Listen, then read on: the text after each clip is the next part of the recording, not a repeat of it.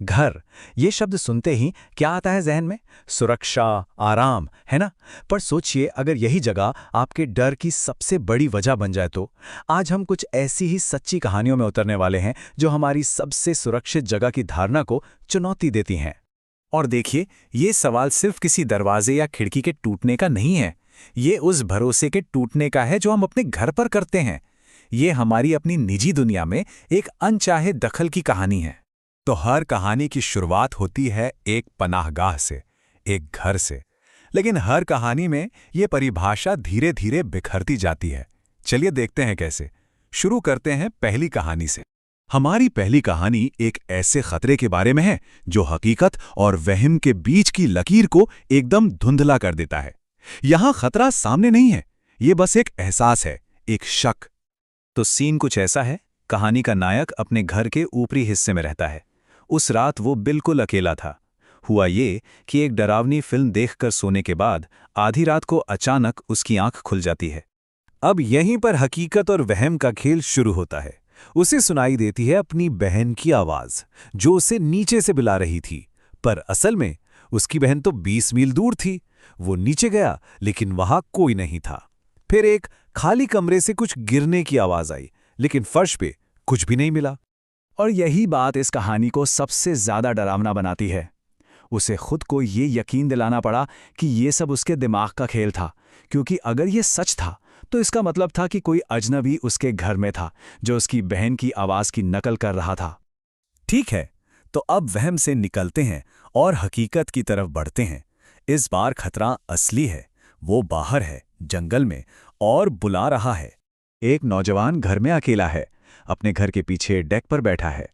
तभी उसे पास के जंगल से मदद के लिए एक आवाज सुनाई देती है। यहाँ आओ, हमें मदद चाहिए। वो आवाज की तरफ बढ़ता है, लेकिन बीच रास्ते में ही उसे एक अजीब सा एहसास होता है। अंदर से एक आवाज आती है, कुछ तो गड़बड़ है। और बस यही वो पल था जब उसकी उत्सुकता खौफ में बदल गई। उसे एहसास हुआ कि ये एक जाल हो सकता है, इसलिए वो धीरे धीरे बिना पीठ दिखाए वापस घर के अंदर चला जाता है। पर कहानी यहां खत्म नहीं होती।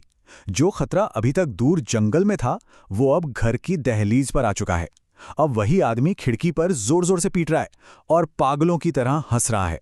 अब घर की दीवारें ही उसका एकमात्र सुरक्षा कवच हैं। हमारी तीसरी कहानी में खतरा अब छिप नहीं रहा है, वो सामने है, आंगन में बैठा है और सीधे घर के अंदर देख रहा है। दूरी अब खत्म हो चुकी है। कल्पना कीजिए, एक नौजवान अपनी खिड़की से बाहर देखता है और एक अजनबी को अपनी ही डेक चेयर पर बैठकर उसे घूरते हुए पाता है। जब वो हिम्मत करके पूछता है कि उसे क्या चाहिए, तो वो अजनबी बिना आवाज के बस बुरी तरह से हंसने लगता है और फिर वो घर में घुसने की कोशिश शुरू कर देता है। और जो बात इस कहानी को और भी ज्यादा भयावह बना देती है, वो है इस नायक की उम्र। वो सिर्फ 14 साल का था, घर में अकेला, और एक अजनबी दरवाजा तोड़ने की कोशिश कर रहा था। अब तक खतरा बाहर था, लेकिन इस कहानी में घर की वो अदृश्य सीमा, वो लक्ष्मण रेखा टूट चुकी है। खतरा अब अंदर है। सोचिए, एक 10 साल का बच्चा एक फैमिली इमरजेंसी की वजह से घर में अकेला है। आधी रात को उसे नीचे से दरवाजा खुलने की आवाज आती है। जब वो चुपके से नीचे देखता है तो उसके होश उड़ जाते हैं। उसके अपने लिविंग रूम में 3 अनजान लोग खड़े हैं। वो डर के मारे वापस अपने कमरे में भागता है और अपनी अलमारी में छिप जाता है। वो घुसपैठियों के कदमों की आहट सुन सकता है जो अब ऊपर उसके कमरे की तलाशी ले रहे हैं। वो अपनी सांस रोके बैठा है। और फिर वो पल आता है जिसका उसे सबसे ज्यादा डर था। अलमारी का दरवाजा खुलता है। घुसपैठिया लगभग 20 सेकंड तक वहां चुपचाप खड़ा रहता है और फिर दरवाजा बंद करके चला जाता है। वो लड़का आज भी सोचता है, क्या उस आदमी ने उसे देख लिया था और जानबूझकर छोड़ दिया, या वो सच में बस किस्मत से बच गया। और अब हमारी आखिरी और शायद सबसे ज्यादा परेशान करने वाली कहानी। इसमें खतरा सिर्फ घर के अंदर नहीं है, बल्कि सबसे निजी, सबसे इंटीमेट जगह पर छिपा है। कहानी का नायक अपने घर की खिड़की में एक अनजान औरत को देखता है। वो फौरन पूरे घर की तलाशी लेता है, यहां तक कि एक पड़ोसी भी मदद करता है, लेकिन उन्हें कोई नहीं मिलता। तो वो मान लेते हैं कि शायद वो पिछले दरवाजे से भाग गई होगी। उसी रात जब वो सोने की कोशिश कर रहा होता है, उसे अपने बिस्तर के पास से एक आवाज आती है। वो पलटता है और देखता है कि वही औरत उसके बिस्तर के नीचे से बाहर निकल रही है। इसकी भयावहता को जरा महसूस कीजिए। उन्होंने पूरा घर छान मारा था, ऊपर का लाउंज, सारे बेडरूम, हर अलमारी, नीचे की पूरी मंजिल, बेसमेंट तक। लेकिन वो औरत घंटों से चुपचाप पूरे समय उसके बिस्तर के ठीक नीचे छिपी हुई थी। उस औरत के पकड़े जाने के बाद नायक को एक बहुत अजीब सा एहसास होता है। डर तो था ही, पर उसके साथ साथ एक तरह की संतुष्टि भी थी। शायद इस बात की तसल्ली कि वो पागल नहीं था।